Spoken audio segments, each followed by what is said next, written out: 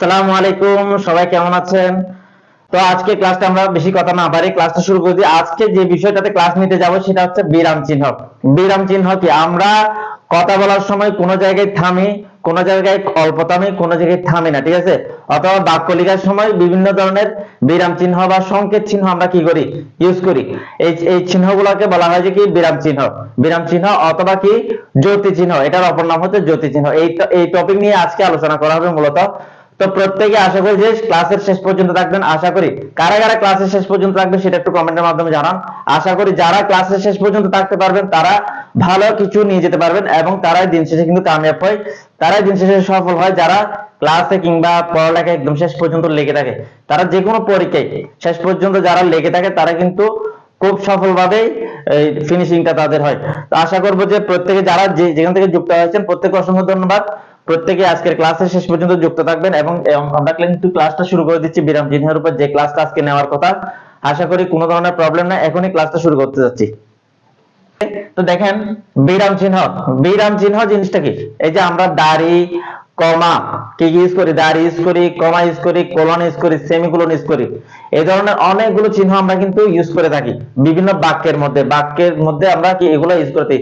তো এই বাক্যগুলো যখন আমরা পড়ি তখন কিন্তু কোনো কোনো জায়গায় কিছুক্ষণ থামতে হয়, আবার কখনো কোনো কোনো জায়গায় একদম থামতে হয় না, আবার কোনো জায়গায় 1 সেকেন্ড থামতে হয়, আবার কোন জায়গায় আছে এক বলতে যে সময় লাগে সেই পরিমাণ থামতে হয়। তো কোন জায়গায় থামতে হয়, কোন জায়গায় থামতে হয় না, এই জিনিসটা খুব ইম্পর্টেন্ট।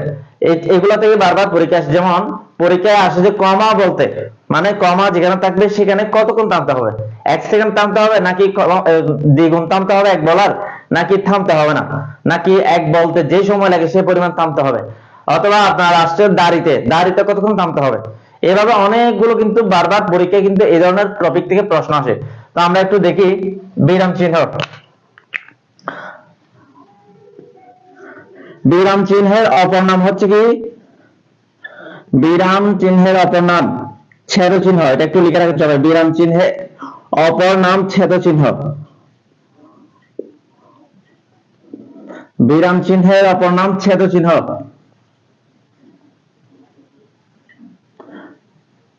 তারপর বিরাম চিহ্ন যে ব্যক্তি প্রবর্তন করেছেন, বিরাম চিহ্নের প্রবর্তক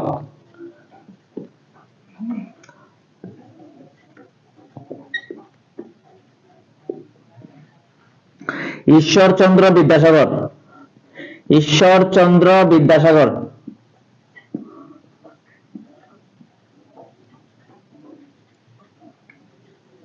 ঠিক আছে?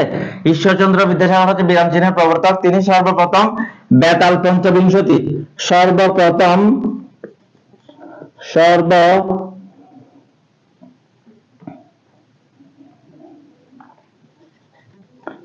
বেতাল পঞ্চবিংশতি নামে একটি গ্রন্থে তিনি বিরাম চিহ্নের প্রয়োগ ঘটিয়েছেন। সর্বপ্রথম বেতাল পঞ্চবিংশতি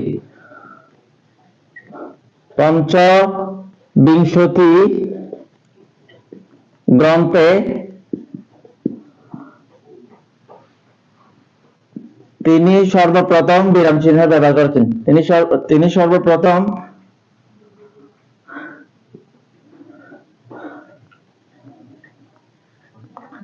বিরাম চিহ্ন ব্যবহার করেছেন।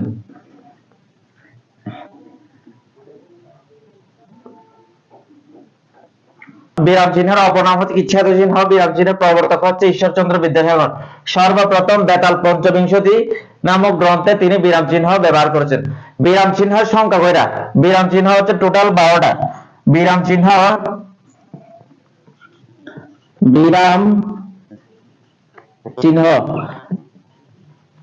কয়টা? বিরাম চিহ্ন হচ্ছে কি 12টা। বিরাম চিহ্ন হচ্ছে কি 12টি।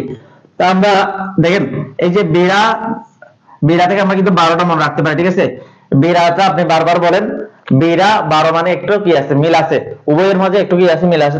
তাহলে আমাদের কনফিউশন হওয়ার সম্ভাবনাটা খুবই কমে যাবে, যাতে করে আমাদের 13, 14, 15, 16 এভাবে যেন কনফিউশন সৃষ্টি না হয়। বিরা থেকে যেন আমরা 12টা মনে রাখতে পারি। বিরাম চিহ্নের সংখ্যা টোটাল কয়টা? 12টা। বিরাম চিহ্নের সংখ্যা টোটাল কয়টা? আচ্ছা, তারপর এখান থেকে এটা জেনে রাখতে পারি আমরা সর্বপ্রথম বেতাল পঞ্চবিংশতি তিনি বিরাম চিহ্ন ব্যবহার করেছেন 1847 সালে। 1847 সালে প্রান্তিক বিরাম চিহ্ন কয়টা? প্রান্তিক বিরাম চিহ্ন যদি পরীক্ষা আসে, প্রান্তিক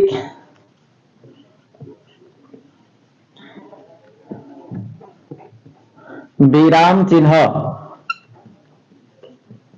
প্রান্তিক বিরাম চিহ্ন হচ্ছে তিনটা। প্রান্তিক বিরাম চিহ্ন হচ্ছে কয়টা? তিনটা। তারপর দাড়ি, আমরা যে দাড়ি ইউজ করি, দাড়ির অপর নাম হচ্ছে কি? দাড়ির অপর নাম পূর্ণচ্ছেদ।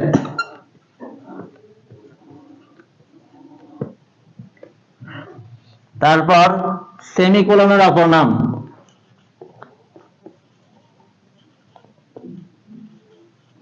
দেখি কে কে পারেন সেমিকোলনের অপর নাম, এটা কে পারেন দেখি। সেমিকোলনের অপর নাম, সেমিকোলনের অপর নাম হচ্ছে অর্ধচ্ছেদ। সেমিকোলনের অপর নাম হচ্ছে কি? অর্ধচ্ছেদ। তারপর কমা, আমরা যে কমা ইউজ করি, কমার অপর নাম হচ্ছে পাদচ্ছেদ। তাহলে দেখেন এখান থেকে আমরা অনেক কিছু জানতে পারলাম। বিরাম চিহ্নের অপর নাম হচ্ছে কি? ছেদ চিহ্ন। বিরাম চিহ্নের অপর নাম হচ্ছে কি? ছেদ চিহ্ন। বিরাম চিহ্ন সর্বপ্রথম কোন ব্যক্তি প্রবর্তন করেছেন? তার নাম হচ্ছে ঈশ্বরচন্দ্র বিদ্যাসাগর। কোন গ্রন্থে?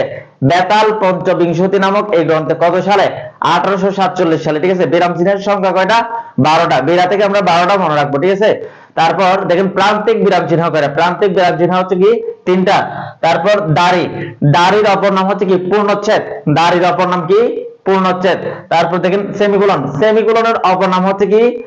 সেমিকোলনের অপর নাম হচ্ছে অর্ধচ্ছেদ। সেমিকোলনের অপর নাম হচ্ছে অর্ধচ্ছেদ। তারপর যে আমরা কমা ইউজ করি, কমার অপর নাম হচ্ছে কি? পাদচ্ছেদ। তো এই চারটা আশা করি যে সবার কাছে ক্লিয়ার। বিরাম চিহ্নের অপর নাম কি, তারপর হচ্ছে কোন ব্যক্তি এটা প্রবর্তন করেছেন, কত সালে প্রবর্তন করেছেন, কোন বইয়ে প্রবর্তন করেছেন, আশা করি এগুলো সবার কাছে ক্লিয়ার হয়েছে। বিরাম চিহ্ন কেন ব্যবহার করা? যদি পরীক্ষা আসে বিরাম চিহ্ন কেন ব্যবহার করা হয়? বাক্যের অর্থকে সুস্পষ্ট করার জন্য। বিরাম চিহ্নের ব্যবহারটা মূলত বাক্যের অর্থকে সুস্পষ্ট করার জন্য বিরাম চিহ্ন কি হয়? ব্যবহার করা হয়। ঠিক আছে। যদি বলেন কিভাবে স্পষ্ট করবে, বাক্যের অর্থকে কিভাবে স্পষ্ট করে, আমি একটা উদাহরণ দিই। মনে করেন এখানে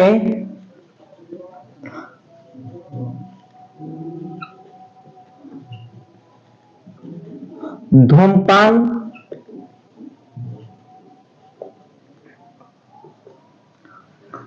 করিবেন না, করিলে জরিমানা। ঠিক আছে। এই ধরনের একটা কি লিখলাম?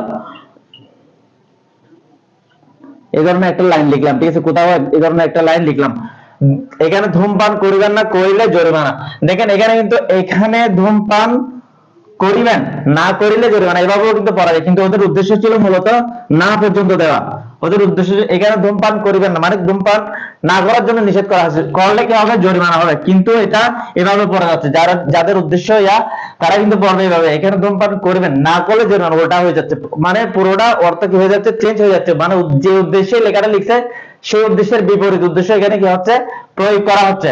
তো এখানে এই যে মূলত এই বাক্যটার কি অর্থ, বাক্যটার অর্থকে স্পষ্ট করার জন্য মূলত এখানে বিরাম চিহ্ন ব্যবহার করতে হবে। বিরাম চিহ্ন এখানে কি ব্যবহার করতে হবে? কমা ব্যবহার করতে হবে। এখানে ধূমপান করিলেন না, করিলে জরিমানা। ঠিক আছে।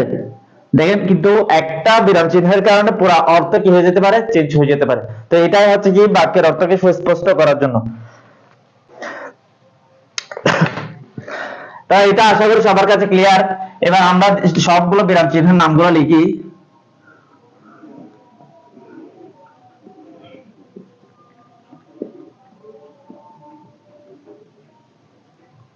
বিরাম চিহ্ন, তারপর হচ্ছে কি?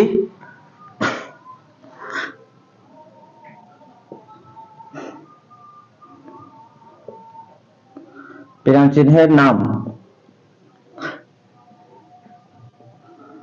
সংকেত, তারপর হচ্ছে থামার সময়কাল। থামার সময়কাল আমরা এখন জানবো যে কোন বিরাম চিহ্নে কতক্ষণ পর্যন্ত থামতে হয়। কোন বিরাম চিহ্নে কতক্ষণ পর্যন্ত থামতে হয় এটা আমাদেরকে প্রথমত জানা দরকার। ঠিক আছে। প্রথমত আমাদেরকে জানা দরকার যে কোন বিরাম চিহ্নে কতক্ষণ পর্যন্ত থামতে হয়। তো আমি প্রথমে বিরাম চিহ্নগুলোর নাম লিখি। যেমন হচ্ছে প্রথমে হচ্ছে কি আসে? প্রথমে হচ্ছে 1 নাম্বার দাড়ি, 2 নাম্বার সেমিকোলন, 2 নাম্বার হচ্ছে কি সেমিকোলন, 3 নাম্বার হচ্ছে কি কমা, 4 নাম্বার কোলন, 5 কোলন ড্যাশ,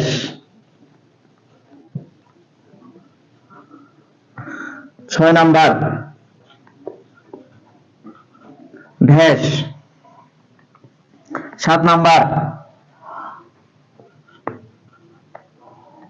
উদ্ধৃতি বা উদ্ধরণ চিহ্ন, উদ্ধৃতি বা উদ্ধরণ চিহ্ন, উদ্ধৃতি বা কি উদ্ধরণ চিহ্ন।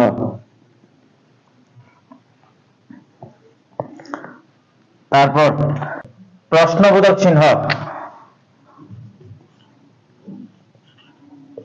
প্রশ্নবোধক চিহ্ন।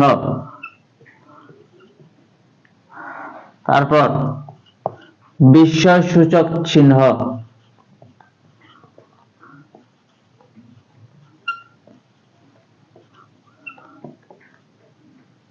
আচ্ছা।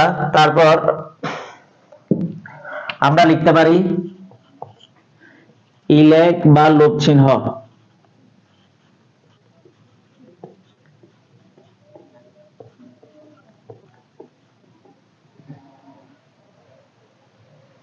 তারপর হাইপেন, 12 নাম্বার হচ্ছে কি ব্র্যাকেট, 12 নাম্বার হচ্ছে কি ব্র্যাকেট, ঠিক আছে। 12 নাম্বার হচ্ছে ব্র্যাকেট। সবগুলো লেখা আশা করি সবার কাছে ক্লিয়ার। তো দাড়ি কিভাবে দিতে হয় আমরা সবাই জানি। দাড়ি কিভাবে দিতে হয়, দাড়ি হচ্ছে বাক্যের শেষে এভাবে দাড়ি চিহ্নটা দিতে হয়, আর একটা দাগ টেনে। সেমিকোলন কিভাবে দিতে হয়, সেমিকোলন দিতে হয় হচ্ছে এভাবে। কমা, কমা কিভাবে দিতে হয় আমরা সবাই জানি, কমা কিভাবে দিতে হয়। কোলন, কোলন কিভাবে দিতে হয় আমরা সবাই জানি। আচ্ছা সরি, সেমিকোলন, সেমিকোলনটা প্রথমে হচ্ছে উপরে ফোঁটা দিয়ে নিচে কমাটা দিতে হবে। সেমিকোলন, কমা, কমা দিতে হবে আমরা কমার মতো করে। কোলন, কোলন জানি আমরা সবাই, কোলন কিভাবে দিতে হয়। কোলন ড্যাশ, কোলন দিয়ে এবার মাঝে যদি ড্যাশ দিই সেটাই হচ্ছে কি কোলন ড্যাশ। ড্যাশ কিভাবে দিতে হয় আমরা জানি, শূন্যস্থান পূরণের সময় যে ড্যাশ চিহ্নটা যেভাবে দিতে হয় সেটা হচ্ছে কি ড্যাশ চিহ্ন, ঠিক আছে। মানে একটু লম্বা করে যেটা দিতে হয় সেটা হচ্ছে ড্যাশ চিহ্ন। তার উদ্ধৃতি বা উদ্ধৃতি চিহ্ন বাক্যের উভয় পাশে, এই যে এইভাবে উভয় পাশে যখন কোনো কেউ যদি, যেমন বাবা বলিলেন তিনি আজ আসবেন না, এই যে তিনি আজ আসবেন না, ওনার একটা উদ্ধৃতি বা উক্তি, উক্তির উভয় পাশে যেটা দেওয়া হয় সেটা হচ্ছে উদ্ধরণ বা উদ্ধৃতি চিহ্ন। প্রশ্নবোধক চিহ্ন কিভাবে দিতে হয় সেটা আমরা সবাই জানি, এটা হচ্ছে কি প্রশ্নবোধক। বিস্ময়সূচক চিহ্ন কিভাবে দিতে হয় সেটা সবাই জানি, দাড়ির মতো একটা টান দিয়ে নিচে একটা ফোঁটা দিলে সেটাই বিস্ময়সূচক চিহ্ন। ইলেক বা লোপ চিহ্ন, ইলেক বা লোপ চিহ্ন হচ্ছে উপরে কমার মতো করে দিলে, উপরে কমার মতো করে দিলে সেটা হচ্ছে ইলেক বা লোপ চিহ্ন। উপরে কমার মতো করে দিলে সেটা হচ্ছে ইলেক বা লোপ চিহ্ন। হাইপেন, হাইপেন কিভাবে দিতে হয়, হাইপেন দিতে হয় ছোট করে, হাইপেন হচ্ছে কি ছোট করে দিতে হয়, আর ড্যাশটা বড় করে, ড্যাশ বড় করে দিতে হয়, আর হাইপেন হচ্ছে কি ছোট করে দিতে হয়। এটা সবার কাছে যেন জানা থাকে। হাইপেন এবং ড্যাশের মধ্যে একটু পার্থক্য আছে। ব্র্যাকেট, ব্র্যাকেট কিভাবে দিতে হয় আমরা সবাই জানি। ব্র্যাকেট প্রথম বন্ধনী হতে পারে, দ্বিতীয় বন্ধনী হতে পারে, তৃতীয় বন্ধনীও হতে পারে, ঠিক আছে। তো এখন আমাদের সবগুলোর থামার যে সময়কাল আছে সেই সময়কালটাকে একটু জানা দরকার। মানে হচ্ছে দাড়িতে কতক্ষণ থামতে হয়, দাড়িতে কতক্ষণ থামতে হয়, সেমিকোলনে কতক্ষণ থামতে হয়, কমাতে কতক্ষণ থামতে হয়, এই পুরোটা চার্টটা আমাদের প্রথমে আমরা একবার জানবো, তারপর আমরা টেকনিকের সাহায্যে এটা মনে রাখবো, ঠিক আছে। প্রথম আমরা একবার এভাবে জানবো, তারপর হচ্ছে আমরা টেকনিকের সাহায্যে মনে রাখবো। দাড়ি, দাড়িতে হচ্ছে কতক্ষণ থামতে হয়, দাড়িতে হচ্ছে এক বলতে যে সময় লাগে, অর্থাৎ এক বলতে যে সময় লাগে সে পরিমাণ সময় দাড়িতে থামতে হয় এক বলতে। সেমিকোলন, সেমিকোলন হচ্ছে যে এক বলার দ্বিগুণ সময়, সেমিকোলন হচ্ছে এক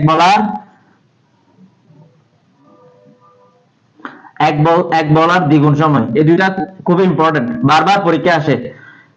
সেমিকোলন হচ্ছে এক বলার দ্বিগুণ সময়, ঠিক আছে। কমা, কমাতে কতক্ষণ থামতে হবে, কমাতে হচ্ছে যে আপনার আচ্ছা, দাঁড়িতে হচ্ছে আপনার 1 সেকেন্ড, দাঁড়িতে হচ্ছে 1 সেকেন্ড পরিমাণ থামতে হবে, সরি, দাঁড়িতে হচ্ছে 1 সেকেন্ড পরিমাণ থামতে হবে।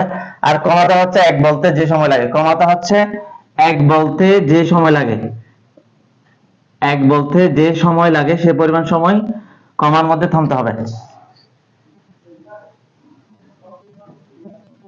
কলন 1 সেকেন্ড, কোলনতে 1 সেকেন্ড পরিমাণ থামতে হবে, কোলনে 1 সেকেন্ড পরিমাণ, কোলন ড্যাশ, এটা তো 1 সেকেন্ড পরিমাণ থামতে হবে, ড্যাশ, ড্যাশের মধ্যেও কি 1 সেকেন্ড পরিমাণ থামতে হবে। উদ্ধরণ চিহ্ন, উদ্ধরণ চিহ্নতে আপনার 1 বলতে যে সময় লাগে কমাতে সেই পরিমাণ সময়, 1 বলতে যে সময় লাগে, অর্থাৎ 1 বলার সময় আর কি, 1 বলতে যে পরিমাণ সময় লাগে সেটা হচ্ছে দুইটা, একটা হচ্ছে আপনার কমা, আরটা হচ্ছে কি উদ্ধৃতি বা উদ্ধরণ চিহ্ন, এই দুটাতে হচ্ছে 1 বলার সময়। প্রশ্নবোধক চিহ্ন 1 সেকেন্ড, তারপর হচ্ছে বিশ্বসূচক চিহ্ন 1 সেকেন্ড, ইলেক বা লুপ চিহ্ন, থামার প্রয়োজন নাই, থামার প্রয়োজন নেই, থামার প্রয়োজন নেই, তারপর হাইফেন, থামার প্রয়োজন নেই, ব্র্যাকেট, থামার প্রয়োজন নেই। ঠিক আছে, তাহলে আমরা দেখেন কয়টা পড়ছে টোটাল, টোটাল 12টা, টোটাল 12টা বিরাম চিহ্ন কিন্তু আমরা লিখে দিছি, দাঁড়ি থেকে শুরু করে একদম ব্র্যাকেট পর্যন্ত, দাঁড়ি, semicolon, comma, colon dash, colon, colon dash, dash, বিশ্বসূচক চিহ্ন, প্রশ্নবোধক চিহ্ন, এভাবে ইলেক বা লুপ চিহ্ন, হাইফেন, ব্র্যাকেট সহ টোটাল 12টা। 12টাতে কি কতক্ষণ পর্যন্ত থামতে হবে, থামার সময়কালটা কিন্তু এখানে লিখে দিছি। এই চারটা মনে রাখা কিন্তু খুবই সহজ, এখন যখন টেকনিক সহকারে পড়াবো তখন কিন্তু খুব সহজে এটা মনে থাকবে। দেখেন আমরা এবার কিন্তু টেকনিকটা একটু লিখে দিই, আশা করি কোনো ধরনের প্রবলেম হবে না। প্রথমে হচ্ছে কি 1 সেকেন্ড যেগুলাতে থামতে হয়, আমি একটা লাইন লিখি, দেখেন কোলন ড্যাশ 1 সেকেন্ড দাঁড়াবি, দেখেন এখানে একটা লাইন লিখছি, কোলন ড্যাশ 1 সেকেন্ড দাঁড়াবি, মানে কোলন ড্যাশটা মনে হয় যে আপনার কোনো ফ্রেন্ড বা বন্ধু, তাকে বললেন যে একটু রিকোয়েস্ট করলেন যে 1 সেকেন্ড দাঁড়াবি, কোলন ড্যাশকে একজন ব্যক্তি হিসেবে কল্পনা করো, তার নাম হচ্ছে কোলন ড্যাশ, তাকে বললাম যে 1 সেকেন্ড দাঁড়াবি, তাকে কি আমরা অনেক সময় বন্ধু বান্ধবকে কি রিকোয়েস্ট করি, বলি যে প্লিজ আমার জন্য 1 সেকেন্ড দাঁড়াবি, এভাবে রিকোয়েস্ট করি, তো তাকে জিজ্ঞেস করি, ঠিক আছে, তাকে জিজ্ঞেস করি কিংবা তাকে অনুরোধ করি, তো এক ব্যক্তির নাম বা আপনার কোনো বন্ধুর নাম, তাকে বললাম যে কোলন ড্যাশ 1 সেকেন্ড দাঁড়াবি, তো এই লাইনটা থেকে কিন্তু আমরা অনেকগুলো থামার যে ইয়াটা আছে, সেই প্রক্রিয়াটা আছে, সেটা কিন্তু এই লাইনটা থেকে আমরা জানবো। দেখেন কোলন থেকে আমরা মনে রাখবো হচ্ছে কি, কোলন থেকে মনে রাখবো হচ্ছে কোলন, ড্যাশ থেকে মনে রাখবো হচ্ছে কি ড্যাশ, তারপর কোলন ড্যাশ, পুরো দুইটা থেকে একসাথে মনে রাখবো হচ্ছে কি কোলন ড্যাশ, ঠিক আছে, দেখেন তিনটা একসাথে পাইছি, colon, colon dash, dash. 1 second মানে হচ্ছে কি 1 সেকেন্ড পরিমাণ কি করতে হবে, থামতে হবে এই তিনটার মধ্যে, কোলন, কোলন ড্যাশ, ড্যাশ, তিনটাতে 1 সেকেন্ড পরিমাণ থামতে হবে। দাঁড়া থেকে হচ্ছে কি দাড়ি, দাঁড়া থেকে কি দাড়ি, দাড়িতেও 1 সেকেন্ড পরিমাণ থামতে হবে। বি থেকে হচ্ছে কি বিস্ময়সূচক চিহ্ন, বিস্ময়সূচক চিহ্ন, আমরা যে আবেগ প্রকাশ করি, আশ্চর্য হয়ে যায়, বিস্ময় প্রকাশ করি, এগুলো সবগুলো হচ্ছে বিস্ময়সূচক চিহ্ন, যেটা নোট অফ এক্সক্লামেশন বলা হয় ইংলিশে, ইন্টারোগেটিভ সেন্টেন্সের শেষে যেটা, এক্সক্লামেটরি সেন্টেন্সের শেষে যেটা ব্যবহার করা হয়, বিস্ময়সূচক চিহ্ন, ঠিক আছে, বিস্ময়সূচক চিহ্ন। তো এখানে লাস্টে যে প্রশ্নবোধক চিহ্ন দিছে, মানে 1 সেকেন্ড দাঁড়াবে মানে হচ্ছে ওকে প্রশ্ন হচ্ছে 1 সেকেন্ড দাঁড়াবে, দাঁড়াবে কিনা এটা একটা প্রশ্ন হচ্ছে, তাকে তার কাছ থেকে জানতে চাইছি, তার মানে এটা হচ্ছে প্রশ্নবোধক চিহ্ন, এটা যে প্রশ্নবোধক চিহ্ন। একসাথে দেখেন কয়টা পাইছি, প্রশ্নবোধক চিহ্ন। তাহলে দেখেন একটা একসাথে কয়টা পাইছি, কোলন, কোলন ড্যাশ, ড্যাশ, দাড়ি, বিস্ময়সূচক চিহ্ন, প্রশ্নবোধক চিহ্ন, এই 6টাতে টোটাল 1 সেকেন্ড পরিমাণ থামতে হবে। সবাই একবার করে কমেন্ট করেন কোলন ড্যাশ 1 সেকেন্ড দাঁড়াবে, এটা সবাই যেন ক্লাসের পরে ক্লাসে ক্লিয়ার হয়ে যায়, সবাই একবার কমেন্টে এটা লিখে দেন, কোলন ড্যাশ 1 সেকেন্ড দাঁড়াবে মানে হচ্ছে তাকে রিকোয়েস্ট করলেন, তো এটা সবাই একবার করে লিখেন, ঠিক আছে, সবাই একবার লিখেন অন্তত, কোলন ড্যাশ 1 সেকেন্ড দাঁড়াবে, তখন আপনি এভাবে বলবেন, তখন পুরো লাইনটা কিন্তু আপনার মাথায় সেট হয়ে যাবে। একসাথে 6টা বিরাম চিহ্নের যতক্ষণ থামার ইয়াটা আছে, প্রক্রিয়াটা আছে, পুরোটা কিন্তু আপনার মাথায় সেট হয়ে যাবে। কোলন, কোলন ড্যাশ, ড্যাশ একসাথে চলে গেছে, দাঁড়াবি থেকে 1 সেকেন্ড থেকে হচ্ছে 1 সেকেন্ড পরিমাণ থামতে হবে, এই 6টা দেখলে। দাঁড়া থেকে হচ্ছে দাঁড়ে, বি থেকে হচ্ছে বিস্ময়সূচক চিহ্ন, শেষে যে প্রশ্নবোধক চিহ্ন আছে, তার মানে প্রশ্নবোধক চিহ্নের মধ্যেও এই 6টা সবগুলাতে 1 সেকেন্ড পরিমাণ থামতে হবে। এতটুকু পর্যন্ত সবার কাছে ক্লিয়ার কিনা প্লিজ? আমরা কি এই লাইনটা যখন আপনি বলবেন আপনার বন্ধুকে, একটা লাইনের মধ্যে পুরোটা ক্লিয়ার হয়ে যাবে, তখন আপনার বন্ধু তার সাথে আরেকজন বন্ধু আছে, সে বলল যে হাই ব্রো, থামার প্রয়োজন নেই। সে কি বলল? হাই ব্রো,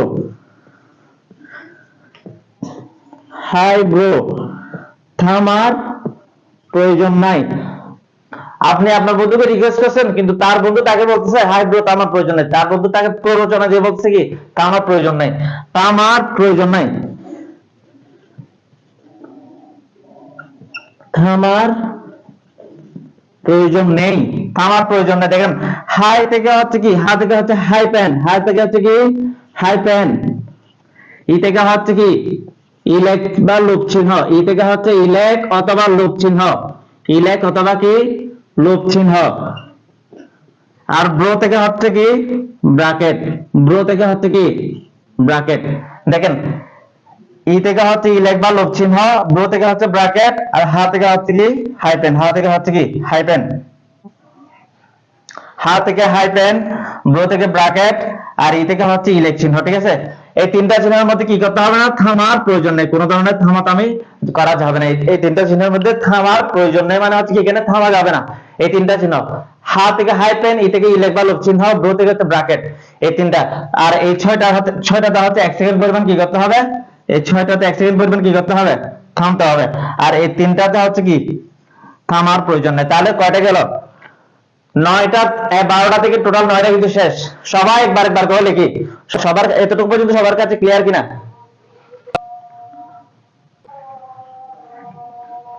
এরপর আমরা বাকি যে তিনটা আছে এটার মধ্যে একটা ছন্দ লিখি, জাস্ট ক্ষমা করে,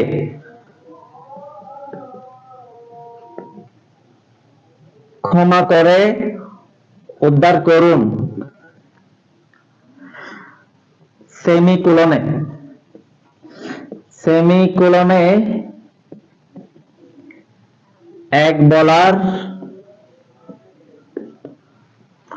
সময় দ্বিগুণ, সময় দ্বিগুণ। এই লাইন, এই ছন্দটা আমরা একটু মনে রাখবো।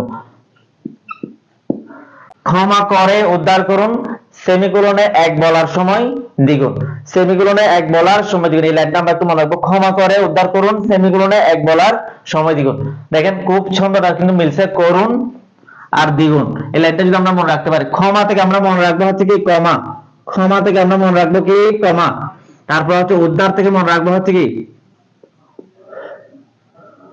উদ্ধরণ চিহ্ন, উদ্ধার থেকে মনে রাখবো হচ্ছে কি উদ্ধরণ চিহ্ন। তো এই কমা এবং উদ্ধরণ চিহ্নতে কতক্ষণ পরিমাণ থামতে হয়, কমা এবং উদ্ধরণ চিহ্নতে কতক্ষণ পরিমাণ থামতে হয় দেখি বলেন তো? আমি কিন্তু চার্টে লিখে দিয়েছিলাম, দেখি কি একেবারে। কমা এবং উদ্ধরণ চিহ্নতে কতক্ষণ পরিমাণ থামতে হয়? আপনার এক বলতে যে সময় লাগে, এই যে এখানে তো এক আছে, ঠিক আছে, পরের লাইনে তো এক আছে, এই এক থেকে মনে রাখবেন যে এক বলতে যে সময় লাগে, এক বলতে, এক বলতে যে সময় লাগে, এক বলতে যে সময় লাগে। উদ্ধার থেকে হচ্ছে উদ্ধরণ চিহ্ন, ক্ষমা থেকে হচ্ছে কি কমা। তাহলে কমা এবং উদ্ধরণ চিহ্নতে এক বলতে যে সময় লাগে, অর্থাৎ এক শব্দটা বলতে এক বলতে কতক্ষণ লাগছে, এই যত পরিমাণ সময় এক বলতে লাগছে তত পরিমাণ সময় আপনার কমা এবং উদ্ধরণ চিহ্নতে লাগবে। আর সেমিকোলনের মধ্যে, এই যে সেমিকোলনের মধ্যে এক বলার দ্বিগুণ সময়, এক বলতে যে সময় লাগে এক বলার দ্বিগুণ সময় কোথায় লাগে, সেমিকোলনের মধ্যে লাগে, সেমিকোলনের মধ্যে এক বলার দ্বিগুণ সময়। এই যে 12টা বসছি আমরা, এই 12টা সবার কাছে ক্লিয়ার কার কার? প্রথমে আমি বলি, প্রথমে যে ছন্দটা ছিল সেটা হচ্ছে কি কোলন ড্যাশ, 1 সেকেন্ড দাঁড়াবি, কোলন ড্যাশ থেকে হচ্ছে কি colon, colon dash dash, 1 second হচ্ছে 1 সেকেন্ড পরিমাণ থামতে হবে। দাঁড়াবি থেকে হচ্ছে কি দাঁড়ি, দাঁড়া থেকে হচ্ছে দাঁড়ি, বি থেকে হচ্ছে বিস্ময়সূচক চিহ্ন, লাস্টে যে প্রশ্নবোধক চিহ্ন দিয়েছি সেখান থেকে প্রশ্নবোধক চিহ্ন। তাহলে কোলন, কোলন ড্যাশ ড্যাশ, তারপর হচ্ছে দাঁড়ি, বিস্ময়সূচক চিহ্ন, প্রশ্নবোধক চিহ্ন, 6টা। এই 6টাতে 1 সেকেন্ড পরিমাণ থামতে হবে। তারপর তার বন্ধু তাকে উত্তর দিছে হাই ব্রো, আমার প্রয়োজন নাই। হা থেকে হচ্ছে কি হাই পেন, ই থেকে হচ্ছে ইলেক বা লোপ চিহ্ন, ব্রো থেকে হচ্ছে কি ব্র্যাকেট, মানে প্রথম বন্ধনী, দ্বিতীয় বন্ধনী, তৃতীয় বন্ধনী, প্রথম first bracket, second bracket, third bracket. এই তিনটাতে কি থামার প্রয়োজন নাই। হা থেকে হাই পেন, ই থেকে ইলেক বা লোপ চিহ্ন, ব্রা থেকে হচ্ছে কি ব্র্যাকেট, ঠিক আছে, ব্রো থেকে হচ্ছে ব্র্যাকেট, ঠিক আছে। এই তিনটাতে কিন্তু থামার প্রয়োজন নাই। তার মানে 6টা আর 3টা, টোটাল কয়টা গেল? 9টা।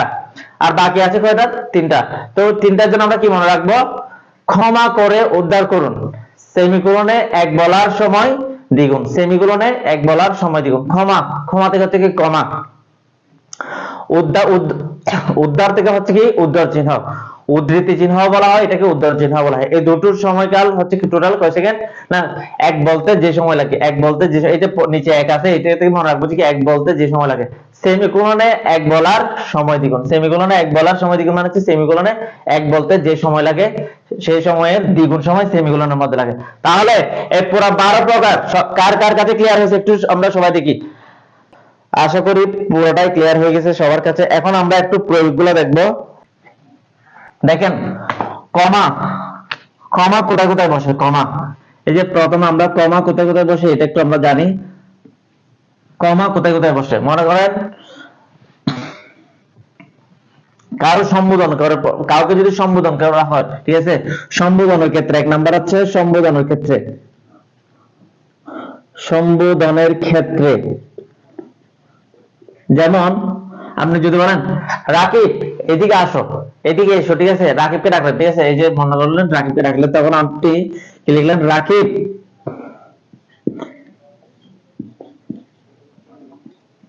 এদিকে এসো। তাহলে এই যে তাকে সম্বোধন করছেন, সম্বোধন পদের পর কি হয়েছে, কমা বসছে, ঠিক আছে, সম্বোধন পদের পর কি হয়েছে, কমা বসছে। তারপর হচ্ছে আপনার যদি কারো যদি কোনো উক্তি থাকে, মনে করেন শিক্ষক বললেন, এই যে বললেনের পর একটা কি হবে, কমা হবে। কারো যদি কোনো উক্তি থাকে, ওই যে উক্তিটা বলার পূর্বে এই যে বললেন জাতীয় যদি কিছু থাকে সেটার পরে কি হবে, কমা হবে। শিক্ষক বললেন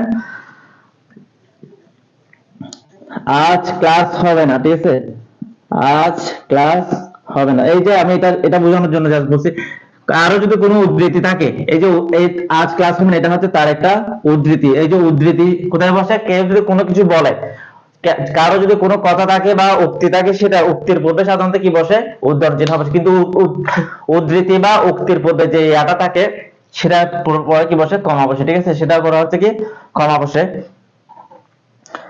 তো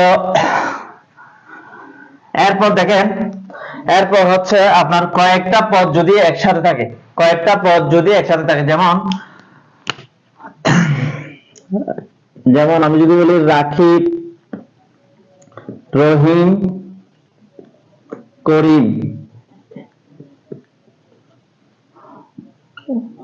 ও সাকিব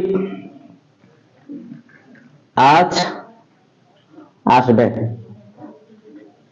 দেখেন এই যে রাকিব রহিম এভাবে প্রত্যেকটা এরপরে কিন্তু কি হয়েছে, কমা বসছে, রাকিবের পর কমা বসছে, রহিমের পরও কিন্তু কি বসছে, কমা বসছে। প্রত্যেকটা পর কি কি বসছে, করিমের পরও কিন্তু কমা বসার কথা, কিন্তু করিমের পর কমা কেন বসে নাই, যেহেতু শেষ পদ, শেষ পদের আগে কি বসে, ও বসে, ঠিক আছে। তো দেখেন কমা প্রত্যেকটাই এরপরে কি বসছে, কমা বসছে, প্রত্যেকটাই এরপরে কি বসছে, কমা বসছে। তারপর বাড়ির নাম্বারের পর, বাড়ির নাম্বারের পর কমা বসে, বাড়ির নাম্বারের পর কি বসে, কমা বসে। দেখি সবার বাড়ির নাম্বারের নাম্বার লিখে একটা একটা কমা বসে, বাড়ির নাম্বারের পর কমা বসে, বাড়ির নাম্বারের পর কমা বসে। দেখি যাদের বাড়ির নাম্বারের পর, যেমন বাড়ির নাম্বার থাকে না অনেক সময়, যেমন অমুক রোডে এত নাম্বার বাড়ি, তো প্রথমে তো 65 নাম্বার, 65 নাম্বার বাড়িটা, তার বাড়িটা হচ্ছে কি 65 নাম্বার, 65 নবাবপুর, 65 মানে 65 নাম্বার বাড়ি, নবাবপুর, ঢাকা, ঠিক আছে। এই যে বাড়ির নাম্বারের পর কি বসছে, কমা বসছে, বাড়ির নাম্বারের পর কি বসছে।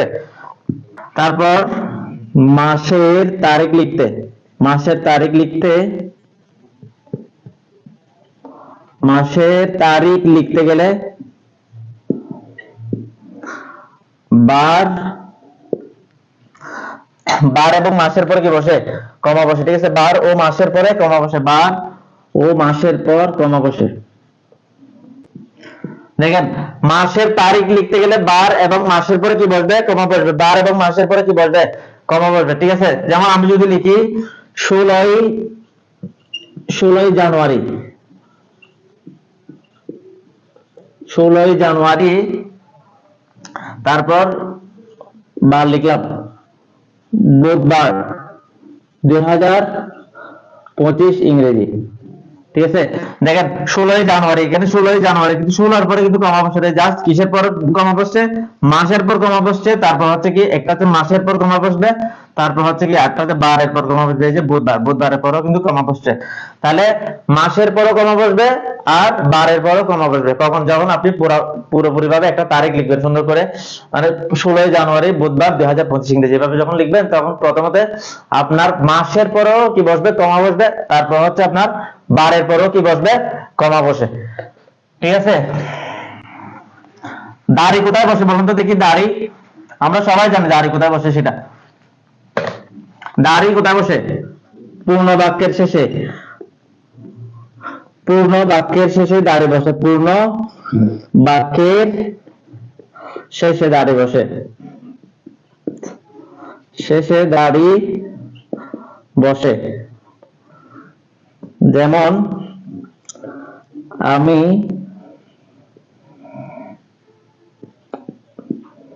ঢাকা যাব, এই যে এটা একটা পূর্ণ বাক্য না, পূর্ণ বাক্যের পর কি বসছে, দাঁড়িয়ে বসছে। তারপর হচ্ছে প্রশ্নবোধক, প্রশ্নবোধকের ব্যবহার করে আমরা সবাই জানি প্রশ্ন করার জন্য, প্রশ্ন বা জিজ্ঞেস করতে, প্রশ্ন করতে বা জিজ্ঞেস করতে প্রশ্নবোধক চিহ্ন কি হয়, ব্যবহার হয়। যেমন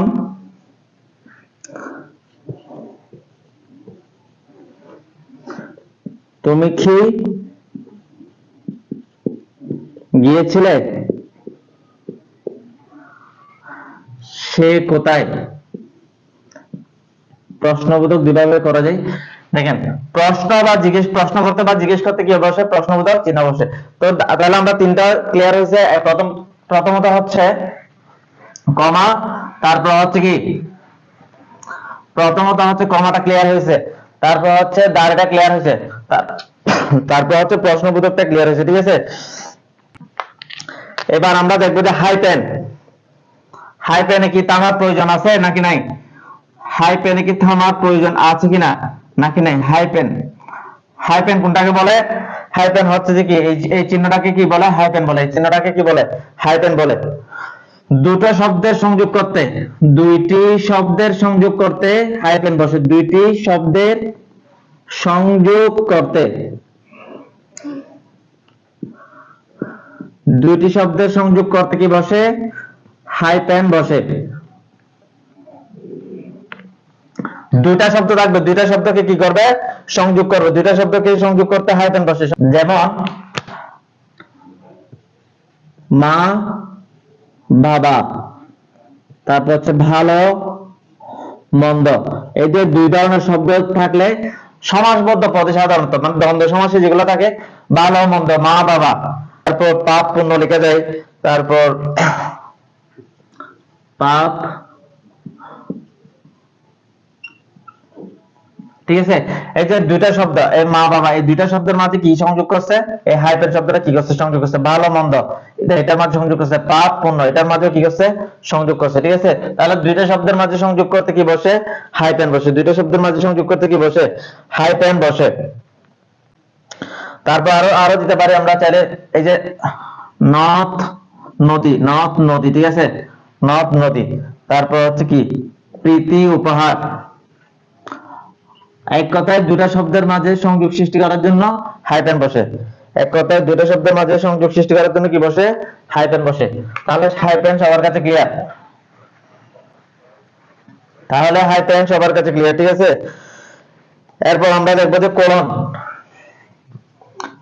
কোলন, কোলন হচ্ছে প্রধানত উদাহরণ দেওয়াতে, আমরা যখন উদাহরণ দিই তখন কি লিখি, যেমন লিখি, উদাহরণ লিখি, এইভাবে। কোলন হচ্ছে সাধারণত উদাহরণ বা দৃষ্টান্ত বোঝাতে। ঠিক আছে, উদাহরণের ক্ষেত্রে, উদাহরণের ক্ষেত্রে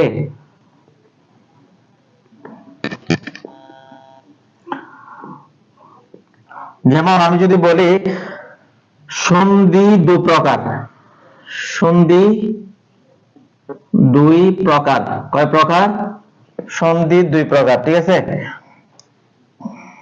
তারপর কি লিখলাম, এভাবে দুইটা কমা দিলাম, অথবা আমি দিতে পারি যে যেমন, এভাবেও দিতে পারি, যেমন এভাবেও দিতে পারি। সন্ধি দুই প্রকার, অথবা যেমন স্বরসন্ধি, স্বরসন্ধি, তারপর হচ্ছে কি ব্যঞ্জন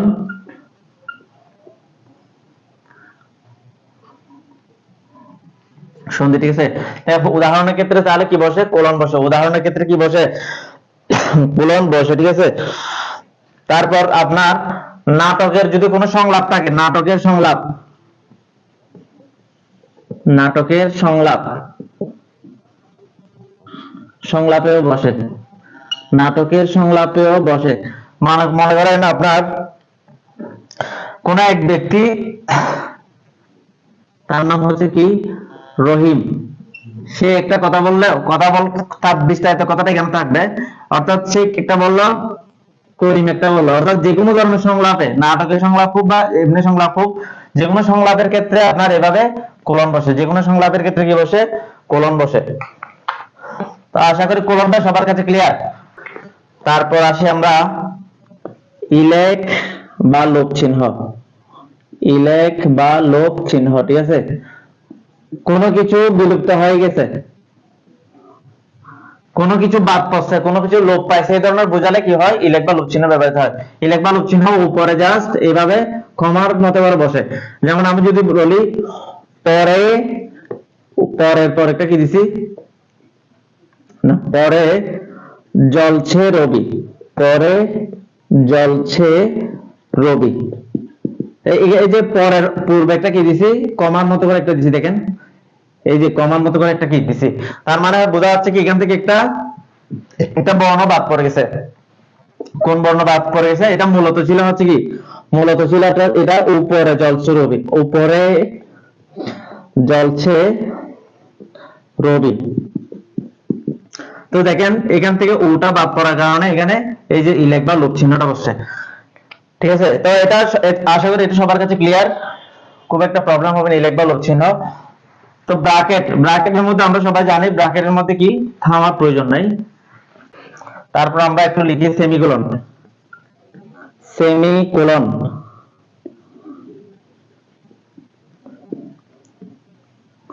সেমিকোলন। দেখি বলেন সেমিকোলন কোথায় বসে? সেমিকোলন কোথায় বসে? সেমিকোলন হচ্ছে এমন একটা চিহ্ন যেখানে সবচেয়ে বেশি সময় পরিমাণ কি করতে হয়? থামতে হয়। যদি পরীক্ষায় আসে কমা অপেক্ষা বেশি বিরতির প্রয়োজন হয় কোন বিরাম চিহ্নে, তখন কি হবে? সেমিকোলন। যদি বলা হয় যে কি কমা অপেক্ষা বেশি বিরতির প্রয়োজন হয় কোন বিরাম চিহ্নে, তখন সেক্ষেত্রে আনসার হবে সেমিকোলন। আচ্ছা, সেমিকোলন, সেমিকোলন হচ্ছে দুইটা স্বাধীন বাক্যকে এক বাক্যে লিখলে, দুইটা স্বাধীন বাক্যকে, দুইটা স্বাধীন বাক্যকে এক বাক্যে লিখলে, এক বাক্যে লিখতে সেমিকোলনের প্রয়োজন হয়, সেমিকোলন বসে। যেমন করিম ফুটবল পছন্দ করে, করিম ফুটবল পছন্দ করে, এটা একটা কি স্বাধীন বাক্য। আর এরপর কি লিখলাম? এরপর কি দিব? সেমিকোলন দেব, সেমিকোলন, সেমিকোলন দেব। করিম ফুটবল পছন্দ করে, আমি ক্রিকেট পছন্দ করি, এভাবে আমি ক্রিকেট পছন্দ করি।